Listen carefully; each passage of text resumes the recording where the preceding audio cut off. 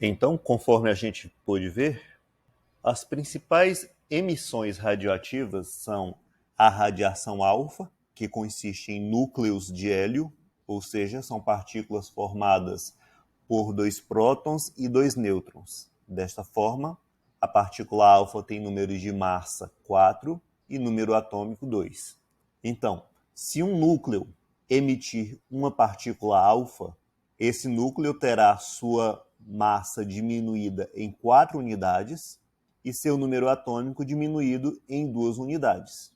Então, se o urânio 235 emitir uma partícula alfa, este núcleo passará a ter massa 231, ou seja, vai diminuir 4 unidades. E o número atômico diminuirá de 92 para 90, isto é, o urânio vai se converter em um núcleo de tório. Esse processo é chamado de transmutação, ou seja, um núcleo atômico se converte em outro núcleo atômico ao emitir uma partícula radioativa. Já a radiação beta, ao contrário da radiação alfa, que é positiva, ela tem carga negativa e nada mais é do que um elétron sendo emitido pelo núcleo de um átomo. Isto ocorre quando um nêutron se converte em um próton. Como a massa do elétron é nula, a massa do núcleo não vai sofrer alteração.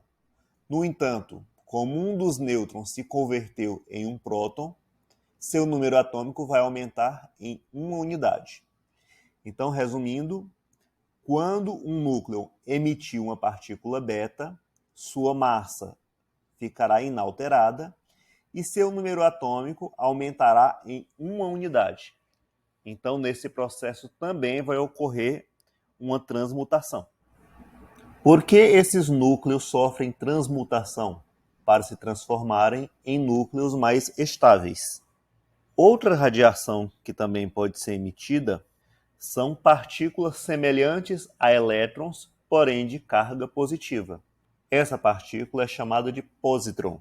Se um núcleo emitir um positron, sua massa permanecerá inalterada e seu número atômico será reduzido em uma unidade. E também pode ocorrer de um núcleo emitir um nêutron. Esse tipo de emissão em particular ocorre quando um núcleo é atingido por uma partícula radioativa. Vejam só este exemplo, onde um núcleo de berílio é atingido por uma partícula alfa. Então, dessa colisão resulta um número de massa 13, 4 mais 9, e um número atômico 6. No entanto, desse núcleo é emitido um nêutron. Então, ao invés de ficar com o número de massa 13, nós vamos ter o número de massa 12 e um nêutron sendo emitido. Todas essas emissões radioativas são emissões de partículas. Porém, há um tipo de emissão em particular, muitíssimo energético, que é a emissão de radiação eletromagnética, que não possui nem carga nem massa, e é chamado de radiação gama. A radiação gama é a radiação mais potente de todas, é a mais penetrante. Enquanto que a radiação alfa pode ser barrada por uma simples folha de papel e a radiação beta por uma folha de alumínio, a radiação gama pode atravessar até mesmo espessas camadas de concreto. E por tratar-se de uma radiação ionizante, pode até mesmo destruir células vivas. Os núcleos radioativos, eles sofrem decaimento até terminar em um núcleo estável. Por exemplo, o urânio, ele sofre decaimento até transformar-se no isótopo de chumbo 206. Essa série de decaimentos sucessivos, partindo de um radioisótopo natural, como é o caso do urânio, são denominadas de séries radioativas. E uma série de um isótopo pode seguir caminhos diferentes, uma vez que o mesmo isótopo ele pode emitir tanto radiação alfa quanto radiação beta. Por exemplo, o urânio decai até chegar ao polônio. A partir daqui, o polônio pode emitir tanto radiação beta quanto a radiação alfa. Então, temos dois caminhos possíveis para essa transmutação natural, de sorte que a série radioativa pode seguir dois caminhos diferentes. Dos elementos da tabela periódica, a partir do número atômico 83, todos são radioativos. Mas os únicos elementos naturais que possuem séries radioativas são o urânio e o tório. E ambos terminam formando o núcleo estável de chumbo.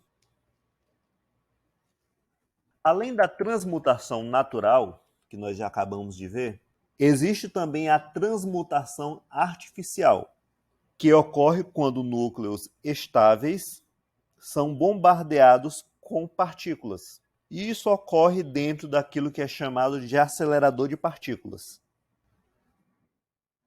Uma importante propriedade dos elementos radioativos é o seu tempo de meia-vida, ou período de semidesintegração. O que é isso? Durante a transmutação de um elemento químico natural ou artificial, os núcleos instáveis emitem radiação e sua atividade radioativa vai diminuindo. O tempo para que a atividade radioativa de uma amostra caia pela metade é chamado de tempo de meia-vida. O tempo de meia-vida ele é empregado, por exemplo, para fazer a datação da idade de fósseis, mensurando-se a quantidade de carbono 14 que há presente na amostra. O carbono 14 ele é originado na atmosfera a partir da colisão do nitrogênio presente na mesma com partículas de nêutron provenientes dos raios cósmicos. E assim, o nitrogênio se converte em carbono com número de massa 14 e o núcleo emite um próton. Esse carbono é absorvido pelas plantas durante a fotossíntese e passa a compor a estrutura dos animais durante o processo alimentar. Quando o ser vivo morre, a planta para de fazer fotossíntese e o animal para de se alimentar. E com isso, a quantidade de carbono 14 presente no seu corpo vai se reduzir devido a esse núcleo ser instável. Como o tempo de meia-vida do carbono 14 é conhecido, é possível, a partir de sua presença, estimar quando aquele fóssil morreu, quando ele deixou de se alimentar. E assim é possível estimar a sua idade.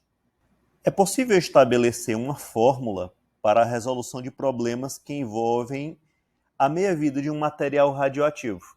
E essa fórmula é a seguinte: a massa inicial dividido pela massa após o período em questão é igual a uma função exponencial de base 2 do período em questão dividido pelo tempo de meia-vida, que aqui representamos por P.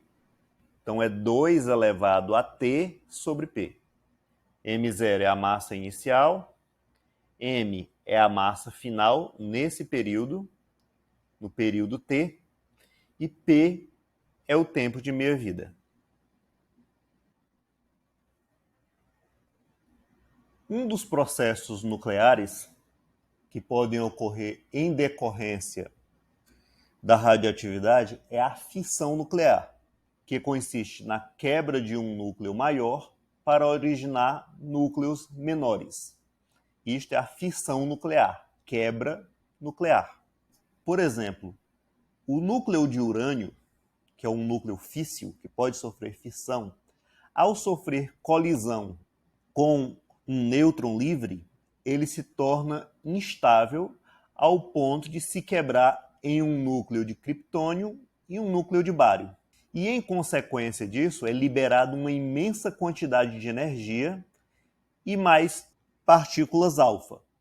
Essas 3 partículas alfa poderão alvejar outros núcleos de urânio, que por sua vez também vão sofrer fissão e vão liberar outras partículas.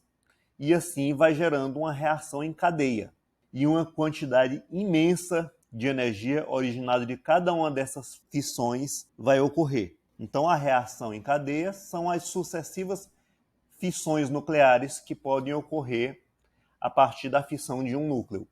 Este é o processo que ocorre no interior de uma bomba atômica. A energia oriunda de uma fissão nuclear, ela pode ser aproveitada se ela for gerada de forma controlada. Enquanto que na bomba atômica a reação em cadeia se processa de forma descontrolada, numa usina nuclear, o reator é capaz de controlar essa reação. E assim, o calor gerado através desse processo é utilizado para vaporizar a água e esse vapor impulsiona turbinas responsáveis por gerar energia elétrica. E essa energia, por sua vez, é transmitida para as linhas de transmissão da rede elétrica. O vapor em seguida é resfriado em um condensador, podendo assim ser reutilizada. Em teoria, não há nenhum tipo de contaminação por radioatividade. Os problemas ambientais podem decorrer da elevação da temperatura do lago ou do rio que é utilizado no processo de condensação do vapor, o que pode comprometer a vida do ecossistema. Embora no Brasil esse tipo de geração de energia elétrica não seja importante, se restringindo a basicamente uma usina nuclear, ao redor do mundo este processo é bastante empregado, sendo que em alguns lugares chega a ser a principal fonte de geração de energia elétrica. Embora seja importante ressaltar que essas usinas podem servir para enriquecer urânio para a fabricação de armas nucleares. E o processo inverso à fissão nuclear é chamado de fusão nuclear, que consiste na união de núcleos menores para formar um núcleo maior. Este tipo de reação nuclear libera uma quantidade de energia muito superior à energia envolvida em uma fissão nuclear. Essa energia é tão grande que é muito difícil de se controlar, sendo que a sua finalidade tem sido a construção da chamada bomba de hidrogênio. Uma bomba tão potente, cuja bomba atômica convencional serve apenas como uma espoleta para acionar o processo de fusão nuclear, de tão destrutivo que é o seu poder. E o processo de fusão nuclear é justamente o processo que ocorre no Sol, processo do qual provém a sua energia, essa fonte de energia que ilumina a Terra e a alimenta energeticamente. Então, galera, valeu por assistir a aula. Envie suas dúvidas, resolva as atividades. Valeu, falou, tamo junto e até a próxima. Tchau!